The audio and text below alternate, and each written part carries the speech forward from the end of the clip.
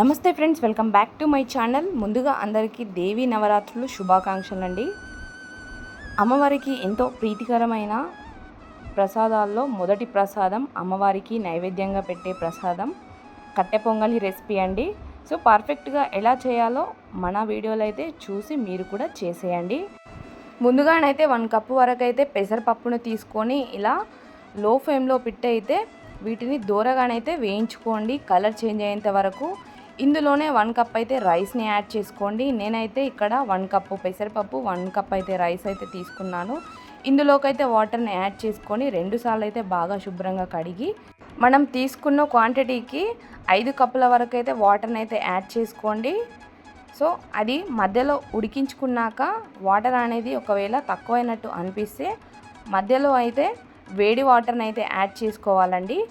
ఇందులోకైతే salt అలాగే నెయ్యిని కూడా యాడ్ చేసుకోండి. నెయ్యిని యాడ్ చేసుకున్న తర్వాత మంటని హై ఫ్లేమ్లో పెట్టి అయితే 10 నిమిషాల పాటు అయితే కుక్ చేసుకోండి. ఇలా 10 నిమిషాల తర్వాత కుక్ అయినాక ఒకసారి ఇలా మిక్స్ చేసేయండి.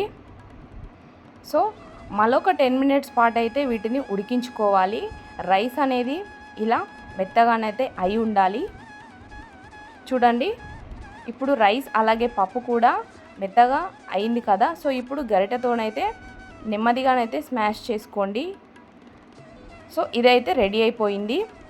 ఇప్పుడు ఇందులోకి పోపునైతే రెడీ చేసుకుందాం. ముందుగానైతే ఇలా 1 కప్ వరకు అయితే ఆయిల్ని యాడ్ చేసుకోండి. అలాగే నెయ్యిని కూడా యాడ్ చేసుకోండి. 2 టేబుల్ స్పూన్ జీలకర్ర, సన్నగా తరిగి పెట్టుకున్న అల్లం ముక్కలు, అలాగే మిరియాలు, 1 టేబుల్ స్పూన్ కాజు, పచ్చిమిర్చి, కరివేపాకును కూడా యాడ్ చేసుకొని వీటిని ఫ్రై చేసుకోండి. ఇప్పుడు ఇందులోకి ఇంగువని కూడా యాడ్ చేసుకోండి. ఇంగువని యాడ్ చేసుకున్న తర్వాత బాగా ఫ్రై అయిన తర్వాత మనం ఈ మిశ్రమాన్ని ముందుగా రెడీ చేసుకున్న పొంగలిలోకి అయితే యాడ్ చేసుకోండి. అంతేనండి, సింపుల్ మెథడ్లో కట్టె పొంగలి రెసిపీ అయితే రెడీ అయిపోతుంది. మీరు కూడా ఈ రెసిపీ ఈ నవరాత్రుల్లో అమ్మవారికి మొదటి రోజు నైవేద్యంగానైతే పెట్టి ఎలా వచ్చిందో నాకు కూడా కామెంట్ చేయండి.